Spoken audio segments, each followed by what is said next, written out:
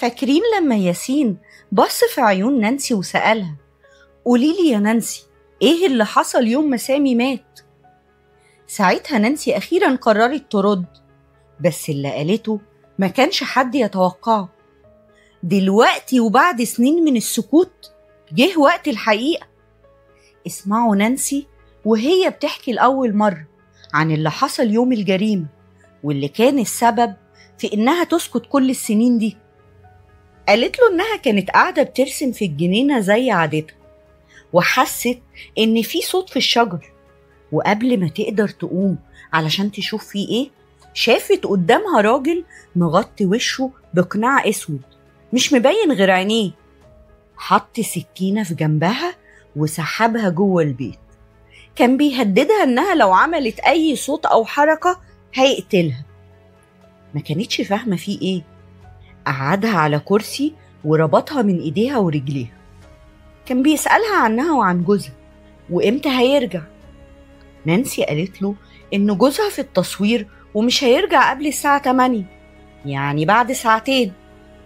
فكها وطلب منها تعمل له قهوة بعد ما قفل كل الأبواب ووقف لها على باب المطبخ. نانسي كانت مخبية مسدس سامي في درج المكتب.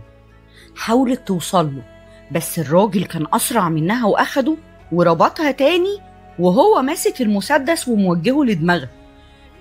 الساعة عدت 8 وجوزها لسه ما جاش. على 8:30 موبايلها رن. كان سامي اللي بيتصل. طلب منها ترد وهو حاطط المسدس على دماغها. ردت. سامي اعتذر لها انه اتأخر في الشغل ومش هيقدر يرجع قبل الساعة 11. الراجل طفى كل الأنوار وادى ظهر كرسي نانسي للباب واستخبى. لما رجع سامي فتح الباب وفتح الأنوار. شاف نانسي، سألها: انتي قاعدة كده ليه في الضلمة؟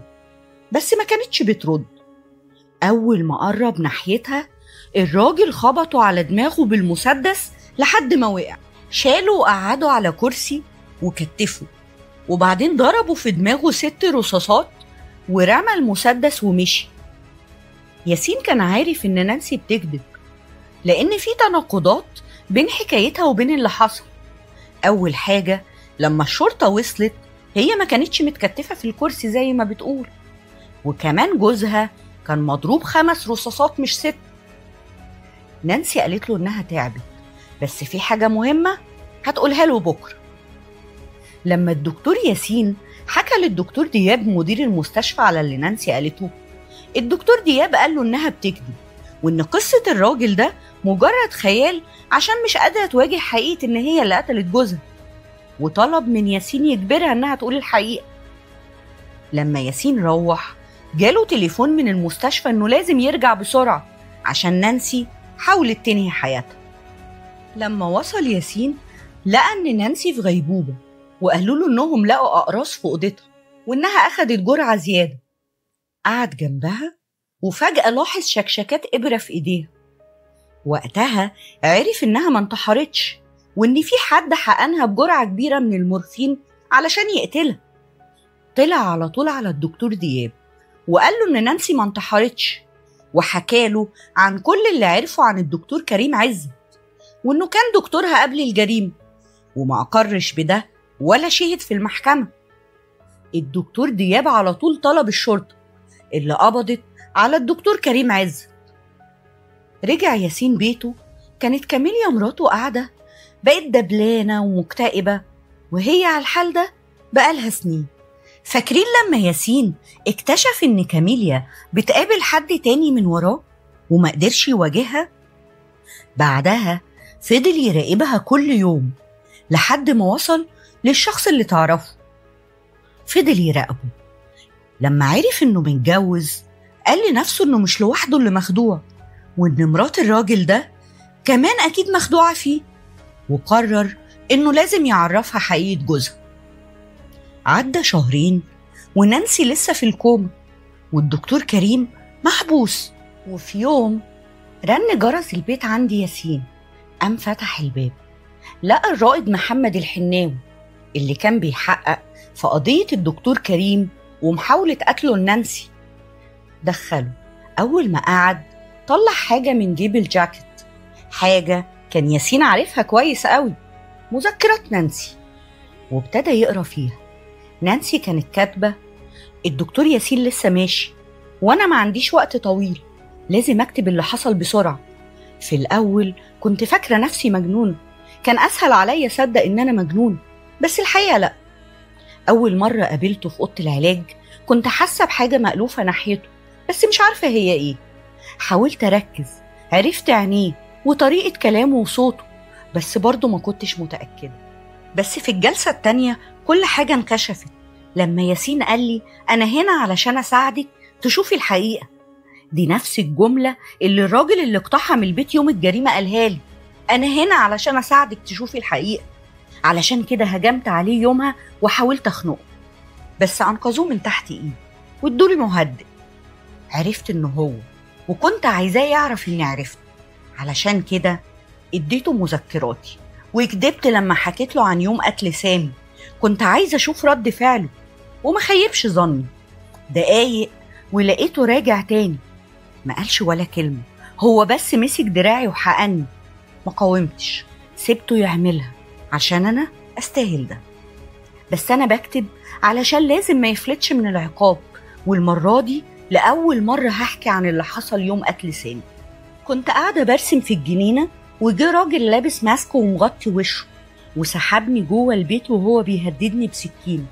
ربطني بكرسي لحد ما سامي وصل. أنا حاسة إن مفعول الحقن بيبتدي يشتغل، فهحاول أختصر بسرعة. لما سامي رجع البيت ياسين خبطه على دماغه وكتفه في كرسي. سامي كان غايب عن الوعي وأنا كنت بترجاه ما يأذيهوش، بس كان بيضحك. قال لي: أنت فاكرة إنه بيحبك؟ قلت له: آه طبعا بيحبني، أرجوك سيبه. ساعتها سامي ابتدى يفتح، قال له: أنت مين وعايز مننا إيه؟ قال له: أنا كنت جاي علشان أقتلك، بس مراتك اترجتني، فقررت هديلك فرصة تانية، قدامك 10 ثواني تختار، يا أنت تموت يا نانسي اللي تموت. قلت لسامي: ما تصدقوش، ده هيقتلنا احنا الاتنين كده كده. بس ياسين كان بيعد: 8 7 6 5، وأول ما وصل ل1 سامي قال له: أنا مش عايزة أموت. ياسين بصلي وقال لي: قلتيلي إنه بيحبك، أهو ضحى بيكي علشان يعيش. أنا كنت مصدومة وسامعاه بصعوبة. قال لي كمان إن سامي بيخوني مع مراته، وإنه ما بيحبنيش، وإنه سرق منه كل حياته. وفجأة قرب ناحيتي، أنا غمضت عيني وقلت إني هموت خلاص. بس المفاجأة إنه فكني من الكرسي ورمى المسدس ومشي. شلت المسدس وأنا ساكتة ورحت قدام سامي اللي كان عمال يقول: الحمد لله إنك كويسة. أنا كويسة؟ لا، أنا مستحقش أعيش، زي ما بابا كان بيقول لي دايما. زمان اتمنى إن أنا أموت بدل مامتي، ودلوقتي جوزي حكم عليا بالموت علشان يعيش هو. ما حسيتش بنفسي غير وأنا بضرب 5 رصاصات في دماغ سامي. أنا ما قتلتوش، هو اللي قتلني. أنا يدوب دوست على الزناد. ودي كانت حكايتنا النهاردة. صحيح نانسي هي اللي داست على الزناد، بس الزناد الحقيقي اتضغط عليه من زمان، من وهي لسه طفل. اللي بيتقاله من وهو صغير: يا ريتك انت اللي مت، عمره ما بيعيش سليم. وانت شايف ان نانسي كانت مجرمة ولا ضحية ومحدش حاول يفهمها؟ لو عجبتكم الحدوتة تابعوني، علشان الحكايات عندي عمرها ما بتمشي في خط مستقيم. كان معاكم حدوتة.